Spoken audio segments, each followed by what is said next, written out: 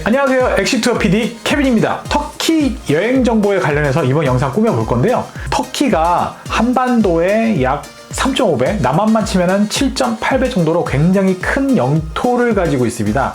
가야 할 곳도 많고 문화 유적도 많기 때문에 이번 편에서는요, 좀 이렇게 요약하는 의미로 그냥 슥 훑어가세요 라는 개념으로 제가 한번 영상을 준비해 봤습니다. 자, 저 같은 경우는 어느 나라를 이제 방문하거나 여행할 때 그 나라의 역사를 그래도 조금이라도 알고 가는 게 큰 도움이 되더라고요. 역사를 제가 요약해서 해드릴 건데 저희가 역사 채널이 아니다 보니까 깊게 들어가진 않을 거고요. 그래도 이런 정도는 알고 가면 여행의 풍미를 조금 살려주는 그런 첨가제 같은 부분만 제가 요약해서 알려드리도록 하겠습니다. 터키가 어떤 나라이냐, 이 나라의 좀 정체성을 좀 알려면은 이 나라의 전신, 전 국가인 오스만 제국을 이해하면 됩니다. 오스만 제국의 국기를 보면요, 초승달이 3개가 있습니다. 여러분은 이 초승달 3개의 의미만 이해하고 가셔도 여행하는데 부족함이 없으실 거예요. 초승달 첫 번째 의미는요, 이 노마드 민족, 유목 민족이죠. 이 유목 민족의 칸을 의미합니다. 이들의 기원은요, 중앙아시아, 지금의 몽골부터 시작합니다. 돌궐족인데요. 대조영을 보셨으면 거기에도 돌궐족이 나오기도 하고요. 고구려랑 약간 친분관계도 있었습니다. 동돌골과 서돌골로 나눠져서 있었고요. 멸망하고 나가지고 서남쪽으로 이동을 합니다. 서남쪽으로 이동해서 그래서 정착한 곳이 지금의 아나톨리아 반도 근처 이 중동 지역이고요. 두 번째 초승달의 의미는요, 이슬람교의 지도자를 의미하거든요. 그러니까 이슬람교를 의미한다고 보시면 돼요.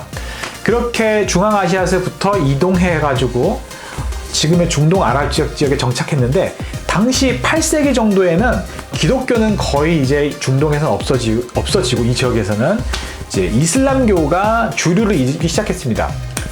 중앙아시아부터 이주한 티르키족 역시 그 지역의 주류인 이슬람교를 받아들이기 시작했고요. 그 이슬람교가 현재까지 이어지고 있습니다.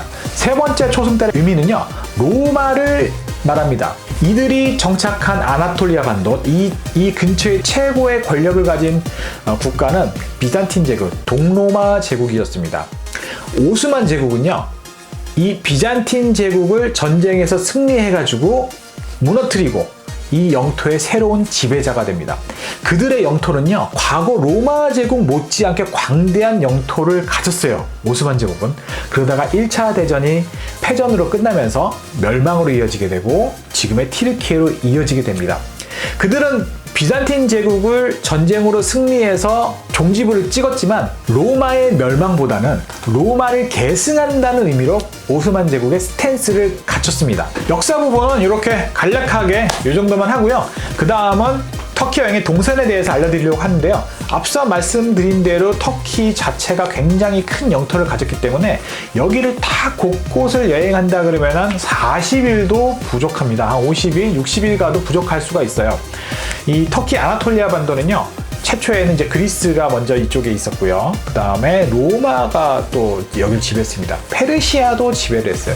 그래서 고대 도시의 흔적들이 터키 곳곳에 그 흔적들이 있습니다. 그러니까 이들의 문화는 지금 티르키족의 문화가 아니에요. 티르키의 역사를, 이러면 또 다시 역사로 갑니다. 티르키, 아무튼 요거만 말씀드리면, 그래도 요거 말한 김에 정리만 하면, 그래서 티르키의 역사는 지역적인 역사와 그 지리의 역사와 그 티르키족의 민족의 역사를 나눠서 해야 되는데, 이 부분은 제가 다른 편에서, 역사 편에서 다시 영상을 만들어 보도록 하겠습니다.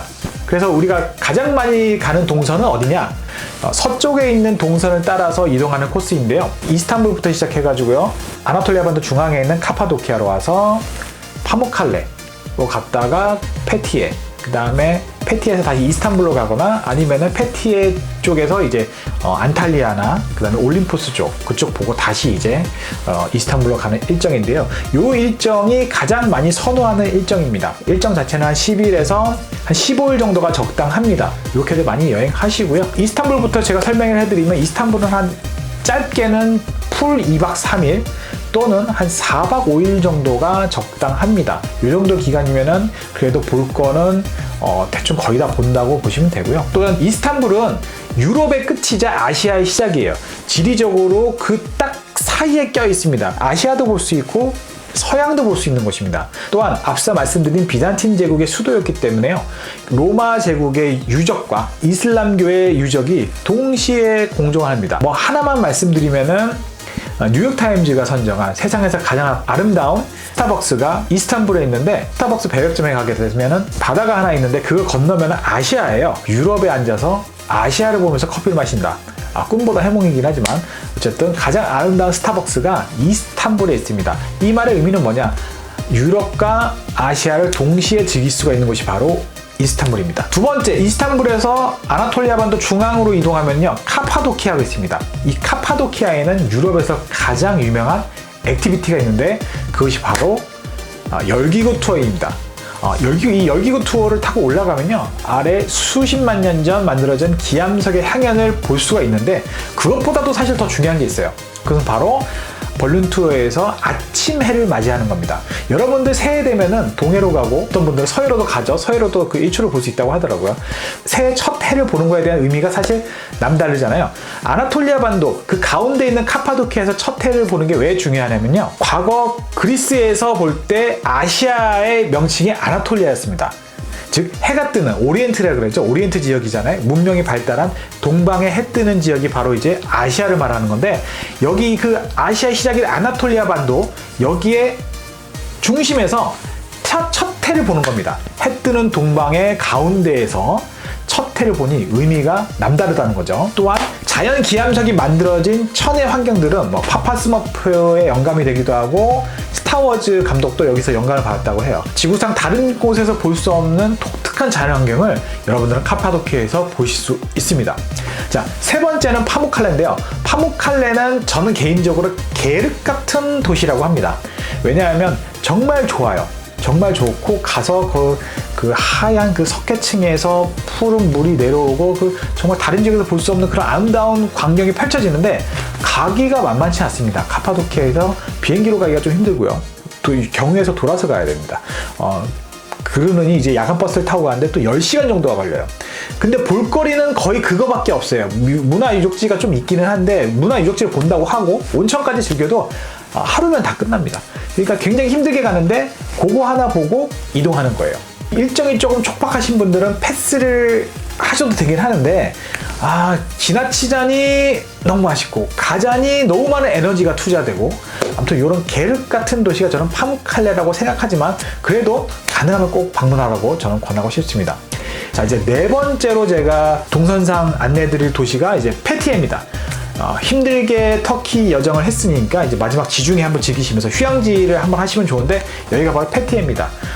호핑 투어 같은 것도 할 수 있고요. 패러글라이딩이 좀 유명합니다. 그리고 해양 지역이기 때문에 수산물도 해산물도 괜찮게 먹었던 것 같아요. 여기 페티에와 또 하나의 쌍벽을 이룬 것이 바로 안탈리아인데요. 안탈리아는 좀 큰 도시예요. 문화유적지도 굉장히 많습니다. 페티에 쪽으로 가거나 아니면 안탈리아를 가거나 아니면 다 가셔도 돼요. 안탈리아 쪽으로 가시게 되면 올림푸스가 또 가깝습니다.